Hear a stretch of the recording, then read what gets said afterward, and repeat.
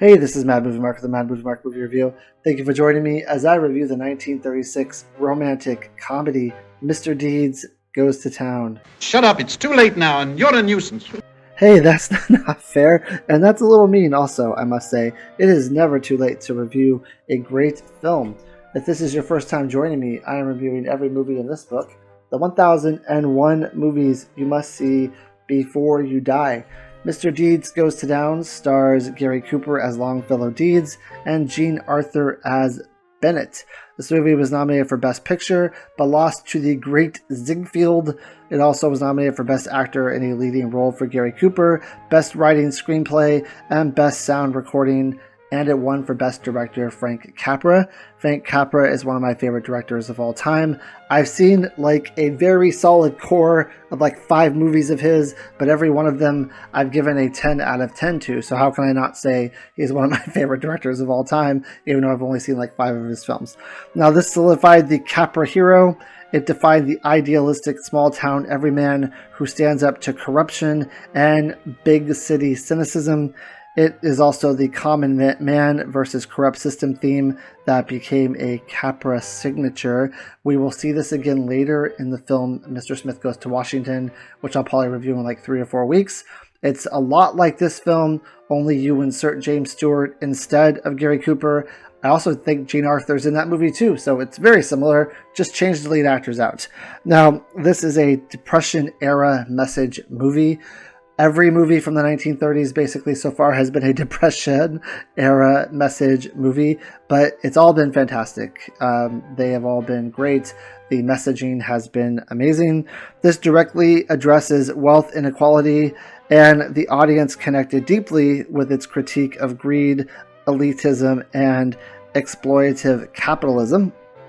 This also had a cultural impact. The courtroom climax, where sincerity triumphs over legal manipulation, became a classic Hollywood trope. Now, in this film, we are introduced first to Longfellow Deeds.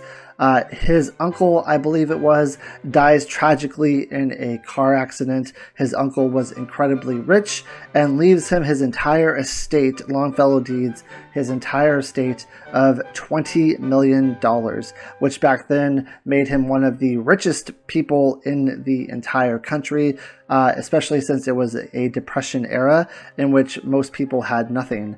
Now, they go to his house. He lives in Mandrake Falls, Virginia. It is a small little town where he is someone who creates limericks. He creates poems for greeting cards, and he plays the tuba in a marching band or like in the local band in this town. So he's very much into small town life, and they approach him and they tell him that he has inherited all this money, and his reaction is, okay, what's for lunch? Basically, he says, I don't know why my uncle left all this money to me. I don't need it. Now, for some reason, they have to go to New York. Now, I don't know exactly why. He has to leave his small little town and go to New York, I guess, to claim the money. So him and a few people who were hired to look after his interest head to New York, where he is to become one of the richest people in the entire world. Now, when he gets there, this is big news. Everyone knows that he inherited this money, and everyone wants a piece. Everyone wants a cut. They all want to try to make him believe that they're owed money. They want to try to screw him basically out of his funds, and he is very good at telling when people are lying and when people are trying to cheat him and when people are trying to take him for a ride, essentially. So whenever anyone comes up to him and says, oh, we're going to sue you for this amount, or you owe us this amount, or we need this money for whatever project, we need money for this project, he is very easily not swayed by them, and he tells them to take a hike. There's a specific scene where he is now part owner of an opera house, and the people who are running the opera house tell them that there's like $180-something thousand deficit, that they don't make money because they're not in the industry, they're not in the business of making money.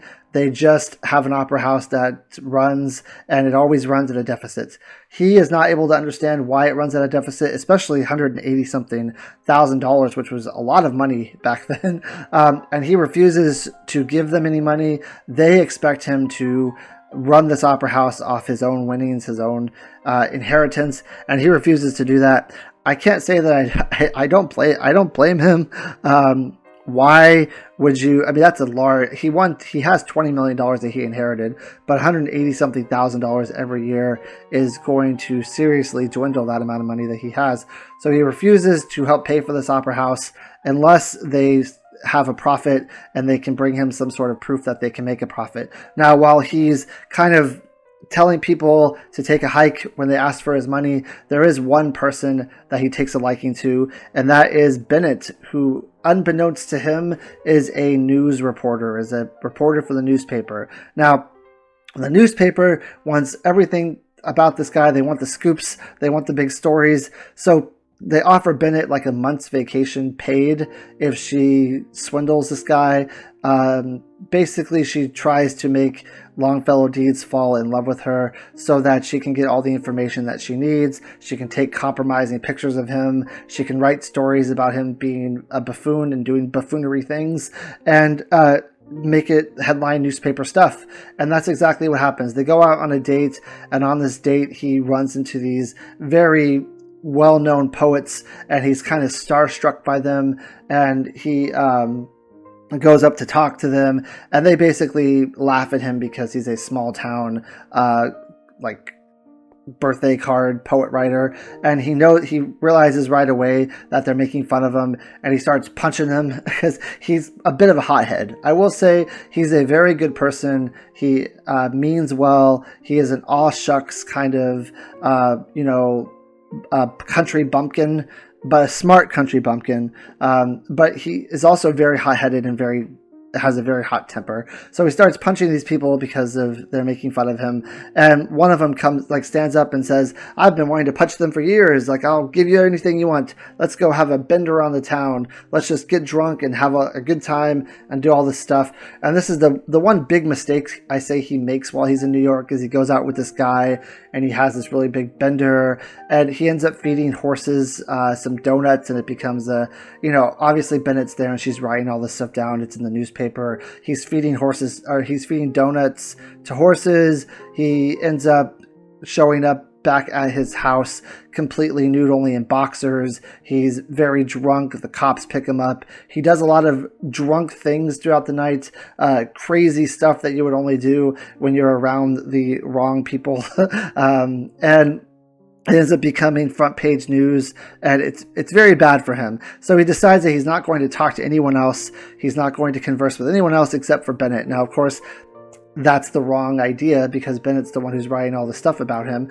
But he eventually falls in love with Bennett, and he proposes marriage to her. And at this point, she is also kind of falling in love with him. She's feeling very bad for what she's done, for all these stories that she's written, for making him look like this country bumpkin, for making him look like a terrible person, because he has a really great heart. And all the really terrible people in New York who are just in it for themselves and only want things for themselves, he's actually someone who is a caring, nice person, and that is very hard to find, and she's finally realizing this. And she decides to not marry him at first because she feels so badly for what she's done, and she's unable to tell him what she's done. Now, eventually he finds out that she is the one who's been writing all this stuff about him, and he is completely crushed by this. And he is at his, he's beside himself. Now, up until this point, I would say that this movie is very good. Not as deep as I would have thought, but it's hilarious. It's very great screwball comedy. The love story is fantastic. It takes a turn when a farmer approaches Longfellow Deeds and is very upset with him. He has a gun and he says, "Look, I'm sure you had all this fun time feeding these horses donuts and doing all this stuff that rich people do, but there are farmers and people like me who are out there suffering because of this Great Depression. We've lost our jobs, we've lost our livelihoods, our families are starving, and you're in the newspapers feeding donuts to horses. Like, we could have had those donuts, we could have eaten, we haven't eaten in months, this guy is suffering. He is having a very tough time." Now, first Longfellow Deeds says he's just looking for a handout like everyone else, and he doesn't want to work for his living. But eventually Longfellow Deeds realizes that he has all this money that he originally intended to do for good, and he hasn't done any good with it. And there are people out there who are very much suffering, and the world that's been around him so far has treated him poorly. That everyone's been making fun of him and treating him like this, like I said, a country bumpkin, like he doesn't know what he's doing, like he's out of his element. So he decides he's going to give all the money away, and he's going to give it to the farmers. He's going to buy them plots of land. He's going to give them money to move out west to like California, if that's what they want to do, to find better, greener pastures ahead. So he's giving all this money away. He wants to do like 1,500 farmers or something he wants to help. And farmers are coming up to him and telling him how much money they need. And he's writing them checks, and he's going without sleep. Now, the other family members of his uncle believe that they deserve the money, and that Longfellow Deeds should have not been given all the money, and that it should have been divided evenly. So they have a lawyer, and they're trying to say that Longfellow Deeds is insane because he's giving all this fortune away that took decades and generations to build up, and he's just giving it all away to farmers, and he's clinically insane for that. So they end up arresting Longfellow Deeds. They put him on trial, and the trial is to say that he's insane, essentially.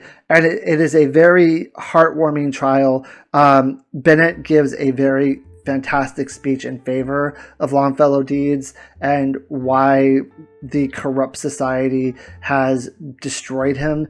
Essentially, he came into this town, he came into this city with very good intentions, with a good heart, with, he was very happy, he was loving life, he was energetic, he was someone who just loved living, and now this city has completely destroyed him, and the people here have destroyed him, and everyone's let him down, society has let him down, and it's a very fantastic speech.